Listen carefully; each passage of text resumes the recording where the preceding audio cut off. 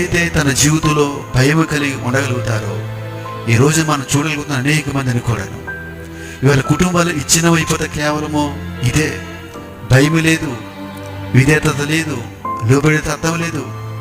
నువ్వు నన్ను ఎందుకు అనాలి? ఈ రకంగా ఉండటం వల్ల కుటుంబం పాడవుతుంది, వాళ్ళ జీవితాలు పాడవుతుంతో పాటు వారి పిల్లల జీవితాలు పాడవుతాయి, వారి జీవితాలన్నీ కూడా ఎందుకు లాస్ అయిపోతాయి? కేవలం చెప్పన కేవలమును లోబడితనం లేదు. ఆ ఇంట్లో లోబడాలి. రెండవది, నువ్వు నీ భర్తకు నువ్వు భయము కలిగి నువ్వు చెడవాలి. మొదట భయభక్తులు కలిగి నడవాలి. అయ్యో, ఏదైనా మిస్టేక్ తప్పు చేస్తే నా కుటుంబం ఏమైపోద్ది, నా భర్త ఏమైపోతాడు, నేను ఎలా ప్రవర్తిస్తే నా కుటుంబాన్ని నేను కట్టుకోలేను.